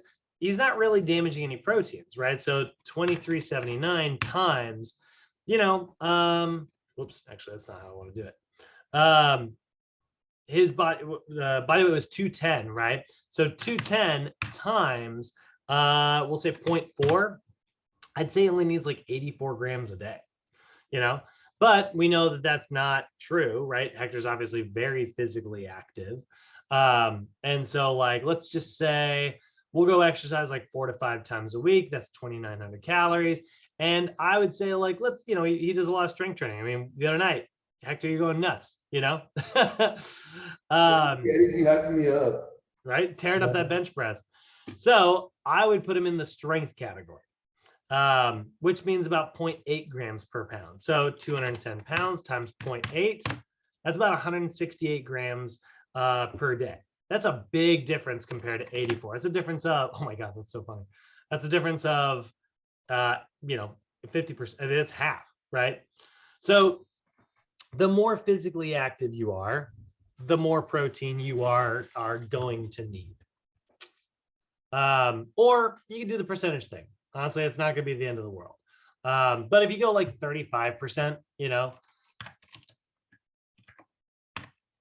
that's gonna be like 253 grams a day. If you're on the high, I think that 35% range is a little high for most people. I don't usually take my clients up. I usually go about 25% if I'm gonna do that version. So what about, you know, why? Well, high protein diets do have a couple side effects. It does result in increased urea production. So your urine, your sweat are going to smell not so awesome because your body is gonna have all this extra nitrogen floating around. It can lead to dehydration because hydrolysis is going to do this. A lot of protein is associated with saturated fat. So you are bringing in more saturated fat when you do this most times. And because you just don't have enough room in your diet for like carbohydrates, you're probably going to have decreased glycogen stores, which will feel great in the beginning because you lose a bunch of weight really quickly. And you'll be like, oh my gosh, this is the most effective diet ever. But turns out, you're actually just like glycogen depleted. So eventually you feel like low energy and then, you know, fall off the wagon. And that's why I don't particularly recommend super high protein diets to most of my clients. So that's protein. The next big macro we got to talk about is carbohydrates. So this is the one that is our body's favorite source of energy. Your body loves to produce energy from glucose molecules. And we're going to talk more about that tomorrow. But this is a big complex chain of sugars, right? Monosaccharides all coming together to make these big long chains. There's about 4 calories per gram here worth of energy for every gram of carbohydrate. So if we look at like a food, you know, you'll see like, you know, this has got 37 grams of carbohydrates in it, right? So there's about 4 calories in every gram, just like protein, right? So if we ate a food that was like 40 grams of protein and 40 grams of carbohydrates, right? That means that that food has 160 calories of protein and 160 calories from carbohydrates. So 4 calories in every gram there. Recommended amount is going to be about 45 to 65% per day of your total dietary intake. And you should try to make sure that you are getting about 25 to 35 grams of fiber per day in your diet as well, because that's going to keep your GI tract nice and healthy. Fiber is basically a type of carbohydrate that is so complex that your body, your digestive tract, literally can't break it down. It's so complicated, your stomach acid, no effect. Your small intestine, all of its enzymes, no effect. It just doesn't get broken down. So it actually cleans out your GI tract because it's rolling through your small intestine and your large intestine, picking up any materials that didn't get absorbed, and it helps carry those things out of the body. Very, very, very healthy for us. So we want to make sure that we get plenty of fiber in our diet. How do we do that? Well, we focus primarily on complex carbs. So simple carbs are very short chains of carbohydrates, and complex carbs are very long chains of carbohydrates, of glucose, right? So the very long, complicated chains, your starches, your whole grains, and things like that, are really good sources of fiber, and that can help us, you know, carry all those bad materials out of our body, right? So one other way to sort of phrase that is to say, well, we want to focus on complex carbs. These are the ones that take longer to digestively break down because of all the complex materials, right? There's all that fiber in the way. Whereas simple carbohydrates are already just sort of individual sugars. Your body does not have to expend any energy to break down sugars. They're already, for the most part, broken down. So when we eat a complex carb, our blood sugar level is going to spike very slowly because like our body has to take time to release that energy. Whereas like a sugar is going to cause it to spike very quickly, which is going to often lead to like, you know, lots of energy, then a big crash, then we get really hungry, rinse and repeat. It's a very vicious cycle. When it comes to like choosing carbohydrates, it also kind of depends on the athlete. If you are like a very intense heavy lifter, you know, high intensity, short duration, you want to make sure that you are primarily getting lots of carbohydrates in your diet. You know, Eddie, you know, he's always talking about how much he loves carbs. He's an intense athlete, you know. He is doing a lot of anaerobic activity, lots of plyometrics, lots of explosive movements, right? Whereas like aerobic activity is more endurance based. You want to make sure you're getting plenty of carbohydrates to kind of support things, but it actually is going to probably be a little bit less. So, you know, you don't quite need as much of that. You actually need a lot of fat in your diet there. So in general, our recommendations are, before your clients show up to the gym, encourage them to get a high carbohydrate meal because that's going to give them the energy to get through their workouts. And they can do this through like smaller, you know, snacky type options that are just kind of rich in carbs, you know, or they could do like liquid style snacks like shakes and things like that that have a lot of protein in them. The nice thing about shakes is like they feel very light in your stomach. This is why people like, this is one of the reasons why Gatorade is so popular. Arlene, I know you were asking me the other day about like some recipe you saw where somebody mixed Gatorade in with like a protein shake. That sounds nasty to me. The reason though is like, hey, you're adding a lot of carbohydrates to this protein shake. And those carbohydrates could theoretically give you the energy boost necessary to get through like a hard workout. Is it, you know, could you have done it with any other form of carbohydrate? Yeah, absolutely. You know, but maybe that leads to you feeling less full during your workout, and, you know, then you can feel a little bit more comfortable, you know. Now, some athletes who are engaging in like really long duration exercise will sometimes do what is called carb loading. If you're doing an event that's longer than 90 minutes, and that's where like, you know, the event leading up to the week leading up to the event, you actually limit your carbs for the first couple of days. And then just before the event, you spike your carbohydrate intake like crazy. And what that does is your body goes, oh no, I'm not getting any carbohydrates. I need to focus on storing these carbs. And then all of a sudden you flood your body and your body's like, that's perfect. And so it goes into storage mode. That gives you plenty of glycogen to get through, you know, whatever physical activity, whatever marathon you're running or whatever. So during exercise, what we recommend is getting plenty of carbohydrates during that physical activity. This is again why Gatorades and things like that got so popular. You know, some bodybuilders actually will eat like Sour Patch Kids while they're in the gym, or gummy worms, things like that, because they're easily digestible and they're just a big sugar boost in the middle of the workout. Keeps the intensity high rather than like intensity is really high, starting to run out of blood sugar, and now I don't have enough energy to get through the rest of my workout.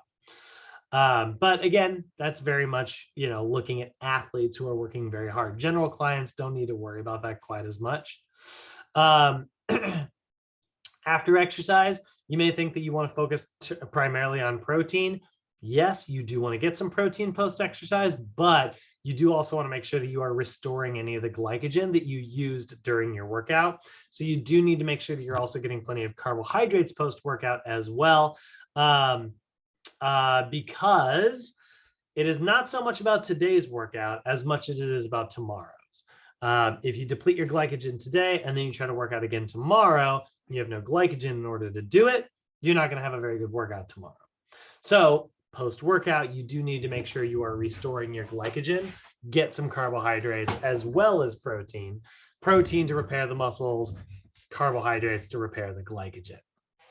And if you are trying to lose weight, honestly, we actually really like carbohydrates. They have a high satiety level.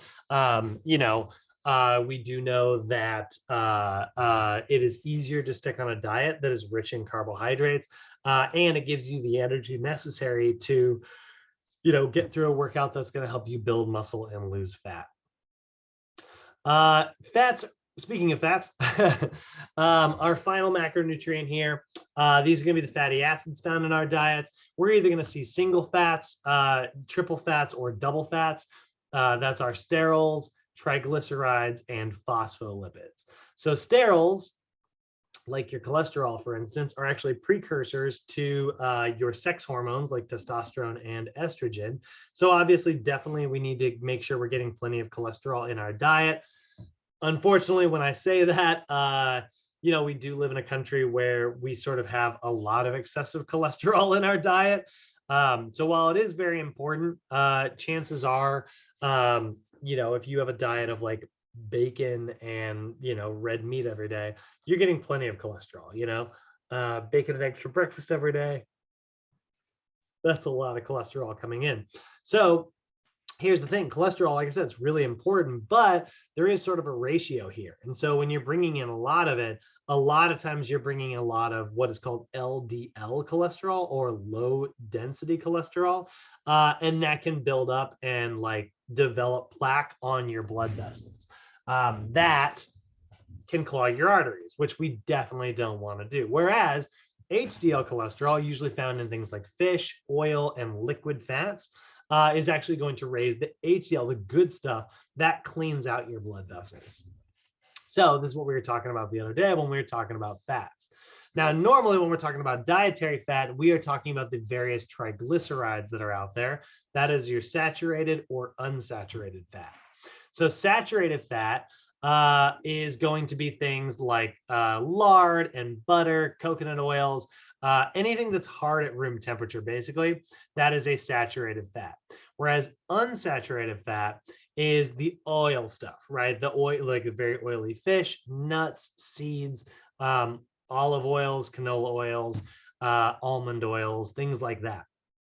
So, like I said, fats are a really necessary part of our diet, but we do want to watch how much of like good fats versus bad fats we are bringing in. Saturated fats are associated with the bad cholesterol. Unsaturated oily fats are associated with the good cholesterol. So we are going to focus primarily on the oils, right? So if we look at like good fats versus bad fats, what we're basically going to see is a big list of like, you know, oils, nuts, fish, and seeds, which is the good stuff, versus like, you know, fried foods, dairy products, and meat products, animal products that are our bad fats. Not to say that you can't have animal products in your diet. We just want to watch the ratio, you know, try to limit, you know, pick leaner cuts of meat and things like that. Egg whites instead of, you know, full on fatty eggs.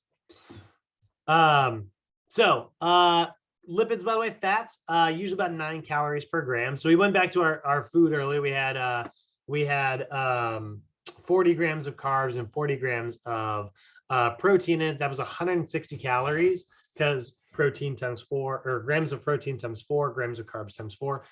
Fats have 9 calories per gram. So if this food had 40 grams of fat, right, we got a 40 grams of carbs, 40 grams of protein, 40 grams of fat. You might think that it's an even distribution, but it would primarily be fat because 40 times 9 is 360 calories. 40 times 4 is only 160 calories. So this food would have 160 calories of fat, or 160 calories of protein, 160 calories of carbs, and 360 calories of fat, which is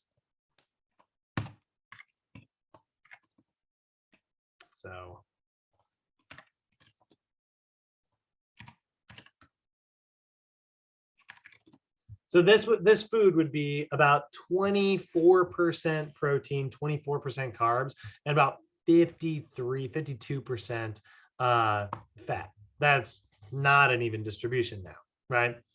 So definitely way more calories in fat. Doesn't mean it's bad for us, right? Just means that we need to be aware of how much energy is coming in with our fatty foods, right? But we like fats. Fats are really good at helping us absorb fat-soluble vitamins, those vitamins A, D, E, and K. They are precursors to hormones like testosterone, like I said earlier. And fats actually taste very good. So they're a really good thing to throw into your diet to keep your client on a regular healthy diet, right? So in general, we recommend about 20 to 35% of your calories come from fat. So if you were on a 2,800 calorie diet times let's say, well, we'll go 0.3. That's 840 calories divided by 9 because there's 9 grams. We tell our client, hey, you need about 93 grams of fat per day.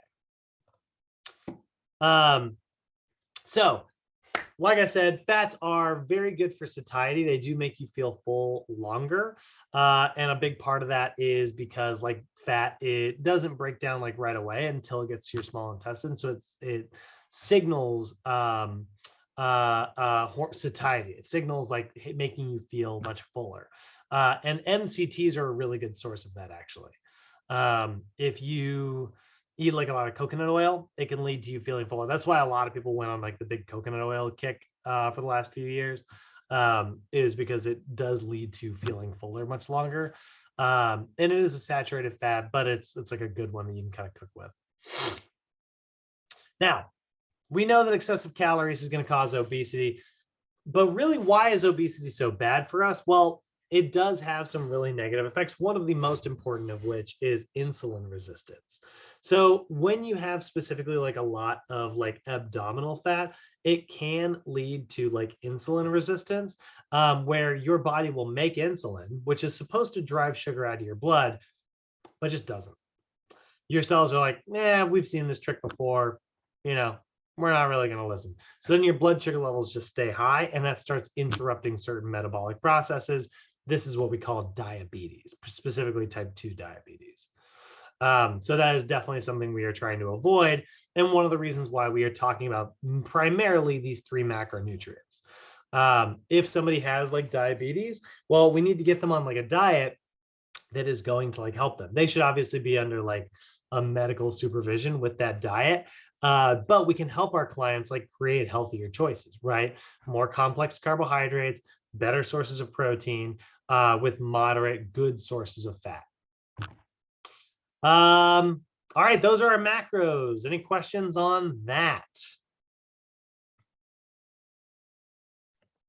No. All righty. So we're going to wrap up with a little bit of water. So water is the most freaking important nutrient in your diet. This is not only helping you transport materials around your body, it is also helping you balance out your pH and regulate your body temperature. Hugely important things, right? Because like all of that can mean, like if your pH is out of whack, your body can't metabolize stuff. When your body temperature is out of whack, guess what? Your body can't metabolize stuff, right? Like we need it to function. And so we need to make sure we're getting plenty of water in our diet. That recommendation is going to be about 3.7 liters per day for my male clients and about 2.7 liters per day for our female clients, right? You do need to get these numbers memorized, guys. This will be on your test. I can almost guarantee it. Every student I've talked to always gets that question. So 3.7 liters per day for men, 2.7 liters per day for women. That's plenty of water because we are mostly made of water. So we need to make sure that we're getting plenty of it so that we don't have any of these adverse effects like decreased hormone production, decreased appetite, decreased nutrient distribution throughout the body, increased body temperature, right? All of those things are bad. It can lower your blood volume, lower your performance, lower your blood pressure. That might sound like a good thing, but it's not. It increases your heart rate because your blood pressure is so low, your heart has to beat faster, right? Definitely all things that we are trying to avoid. So in general, we recommend about 22 ounces of water before exercise, with about 6 to 12 ounces every 15 minutes. Basically, just try to bring like a water bottle with you if you are exercising and continually replace any of those fluids. If you are trying to alter, okay, so that's our water intake. Now, let's say we have a client who is trying to alter body composition, whether that's losing weight or gaining weight, because obviously we're going to get plenty of both goals. So the best way to summarize nutrition, guys, is just to think about the fact that like, it's not about making massive changes all at once. It's about making small little changes until eventually you are making mostly like, healthy choices. So small decreases in the amount of food that you're bringing in, small changes in like your beverages. I always tell people like, don't drink your calories, unless you're on unless you need like a calorie surplus. Don't drink your calories. They are a lot of times like they don't leave you feeling full very long, and a lot of times they don't have as many nutrients in them. Obviously, if it's like a juice or something like that, the argument kind of flips a little bit. But in general, like sodas and things like that, they're not a very good source of nutrients. They're just a good source of calories. So we generally tend to focus on less processed foods and less empty calories. What we're trying to tell our clients if they're trying to lose weight is get nutrient-rich foods instead of calorie-rich foods. Now, if our client's trying to gain weight, it's not that those rules are any different. It's just that we focus a little bit more on making sure they're getting plenty of meals in per day. Usually like eating smaller meals more frequently is going to help with this because they're getting continual protein. And obviously if they're trying to gain weight, they're probably exercising regularly. So try to spread your protein intake throughout the day. Try to get a protein meal within like 90 minutes of exercise. And remember, carbohydrates and fat are still part of your diet if you're trying to gain weight. They're very good sources of calories, and carbohydrates are going to give you the energy necessary to work out hard. So a couple myths here at the end that I want to kill. Do carbs make us fat? No, they don't. Excess calories, right? What about does eating at night? Does that mean that more stuff gets stored? Nope, not at all. Although they have seen when you eat at night, generally people don't pay as much attention. So then they consume way more calories, which that does result in weight gain. But the time of day at which you eat food does not matter, guys. Is it better to go low fat or low carb? Nope, doesn't really work that way. It's all about calories. It doesn't matter like how you bring it in. That being said, if you're bringing in mostly like sugar, yeah, that is probably not so great. Or if you're bringing in mostly saturated fat, yeah, that's not so great. But in terms of like what's superior for weight loss, doesn't really work that way. What about like, can you eat as much as you want as long as you exercise? Can you out exercise a bad diet? Definitely not. You know, like plenty, you know, it's a lot easier to eat more calories than you burn. What about super intense, very low calorie diets? Is that a good idea? Can I go on a cleanse, you know, or a juice fast or something like that? Oftentimes that results in malnutrition, poor energy intake, constipation, and it can even lead to gallstones. So not a big fan of super low calorie diets. What about protein? Does more protein translate to more muscle? Definitely not. Your body can only use so much protein. So when you bring in excessive amounts of protein, your body just converts it into carbohydrates. So nutrition is very complex. I know there's a lot to it. This is why we actually have an entire nutrition course, which you guys have here in the core. And those of you who are getting the capstone here in a little bit, there's going to be even more, right? So you are going to get way more in-depth information when you get to Mo's class. He has got a 10-day nutrition class plan for you guys, or 8-day nutrition class plan for you guys, built a little bit more around the practical side of things. So with me, you got a lot of information around like the chemistry of food and the physics of how it breaks down and a lot of like the biology stuff. Mo's job is going to be like, all right, here are your tips to translate to your clients. Like his focus is a little bit different from mine. It's a little bit more about like how to actually structure your diet plans and things like that. And yeah, that's about it. It was a big one today, guys, but you guys all got through it. How's everybody feeling? Look at how big this class is. I love this. It's like a Zoom party. Good, thank you. Awesome. Cyrus, how you feeling? I'm good, sir. Thank you. I know. I'm always picking on the first month students. I'm like, how the new guys doing? Any other questions or anything, guys? Anything you wanted to ask or anything at all? Yeah, you said this was chapter 17 of our NASLM, right? So the one with the girl doing the push-up, right? Yeah, that's the one I have. Chapter 17. Okay, anything else you recommend I read?